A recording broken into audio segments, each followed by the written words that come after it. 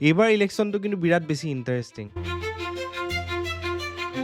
এনেকুৱা ধৰণৰ ইলেকশ্যন কিন্তু আমি কেতিয়াও দেখিবলৈ পোৱা নাছিলোঁ। ইমান উলট পালট, কোন ক'ত থাকিব, কোন ক'লৈ যাব, কোনে ক'ৰ পৰা টিকট পাব, কোন জিকিব, কোন হাৰিব, একো কিন্তু ধৰিবই নোৱাৰি। কিন্তু এই ইলেকশ্যনটোত এটা বিৰাট ভাল লগা কথা আমি দেখিবলৈ পাইছোঁ যে নৱপ্ৰজন্মৰ যিসকল শিক্ষিত লোক আছে তেওঁলোক আগ্ৰহী হৈ কিন্তু এই ইলেকশ্যনৰ কাৰণে বা ইলেকশ্যনত প্ৰতিদ্বন্দ্বিতা কৰিবলৈ ওলাই আহিছে।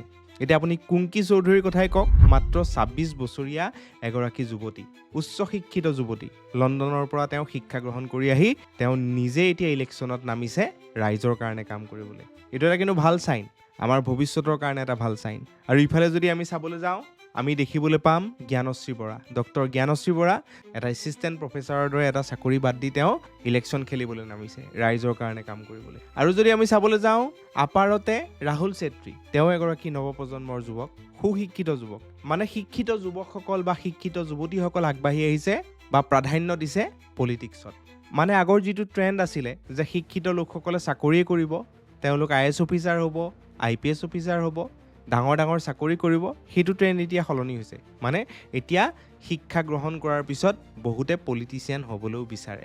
আৰু ই কিন্তু আমাৰ ভৱিষ্যতৰ কাৰণে এটা কিন্তু ভাল চাইন। আমাৰ গোটেই ভাৰতবৰ্ষখনে এখন হৈ গ'ল নৱপ্ৰজন্মৰ দেশ। ইয়াত প্ৰায় 60% মানুহ য়ং এজৰ হয়, মানে মেক্সিমাম 40 এজৰ ভিতৰতে 60%তকৈ অধিক মানুহ আমাৰ ভাৰতত আছে। কিন্তু ভাৰতৰ ডাঙৰ ডাঙৰ ডিচিশ্যনবিলাক কোনে লয়? সেই ডাঙৰ ব্যক্তিসকলে, মানে যিসকলৰ বয়স 60তকৈ ঊৰ্ধত, যিসকলে আচলতে ৰিটায়াৰমেণ্ট ল'ব লাগিছিলে, তেওঁলোকে আজিও কিন্তু আমাৰ এই 60%তকৈ অধিক ব্যক্তিৰ কিন্তু তেওঁলোকে ডিচিশ্যন লৈ আছে, ডিচিশ্যন মেকাৰ হৈ আছে। যিটো সময়ত আচলতে মানুহ শাৰীৰিকভাৱেই কওক বা মানসিকভাৱেই কওক বৰ বেছি ডাঙৰ ডিচিশ্যন ল'ব পৰা ক্ষমতাত নাথাকে, সেইটো সময়তো কিন্তু সেই ডাঙৰ ডাঙৰ বয়সীয়াল ব্যক্তিসকলে কিন্তু আজিও আমাৰ ভাৰতৰ নৱপ্ৰজন্মৰ কাৰণে বা গোটেই ভাৰতখনৰ কাৰণে তেওঁলোকে ডিচিশ্যন লৈ আছে। গোটেই পৃথিৱীতে কিন্তু সেইটো প্ৰব্লেম। আজি ডোনাল্ড ট্ৰাম্পে কি কৰি আছে চাওক। এক কথাত ক'বলৈ গ'লেতো তেওঁ পাগলামিয়ে কৰিছে বুলি আমি ক'ব লাগিব। USA-ৰ প্ৰায় 1 কোটি মানুহে ডোনাল্ড ট্ৰাম্পৰ এগেইনষ্টত ধৰ্ণা দিছে, বিভিন্ন ধৰণৰ প্ৰতিবাদ চলি আছে এতিয়া। মানে কেতিয়াও আমেৰিকাত তেনেকুৱা ধৰণৰ প্ৰতিবাদ হোৱাই নাছিলে। কাৰণটো কি?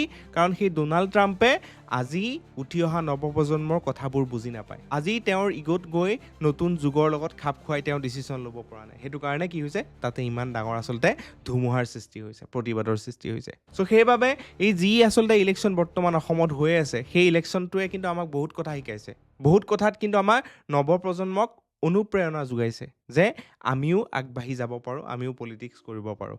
বহুতক আচলতে সাহস দিব যে আমি এইটো ৰাস্তাত গৈও সফলতাৰে সমাজখনৰ কাৰণে কাম কৰিব পাৰোঁ। আগৰ যিটো আছিলে যে আমি চাকৰিয়ে কৰিব লাগিব, ভালদৰে পঢ়িছ, ভালদৰে পাছ কৰিছ, চাকৰি কৰ, এতিয়া আৰু সেইটো হৈ থকা নাই। চ' আশা কৰিছোঁ যে এই ইলেকশ্যনটো সুকলমে যাব আৰু যিসকলে ভাল এজেণ্ডা লৈ পেলাই ইলেকশ্যনটোত নামিছে তেওঁলোক জয়ী হ'ব।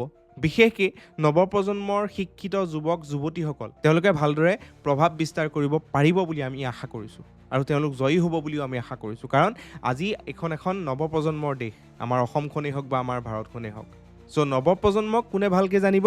সেই নৱপ্ৰজন্মৰ উঠি অহা যিসকল নেতা বা নেত্ৰী, তেওঁলোকে কিন্তু বেছি ভালকৈ তেওঁলোকক আগুৱাই লৈ যাবলৈ সক্ষম হ'ব। আৰু এটা কথা লক্ষণীয় যে এই ইলেকশ্যনটোত কিন্তু কিছুমান নভবা নিচিন্তা পাৰ্টীয়ে প্ৰাৰ্থিত্ব পাইছে বা কিছুমান পাবলগীয়া মানুহে কিন্তু প্ৰাৰ্থিত্ব নাপালে। যিসকলে পাব বুলি ভাবি আছিলে তেওঁলোক বঞ্চিত হ'ল, যিসকলে পাবলগীয়া নাছিলে বা কেতিয়াও মানুহে নামো শুনা নাছিলে বা পাব বুলি ভবাও নাছিলে তেওঁলোকে প্ৰাৰ্থিত্ব পালে।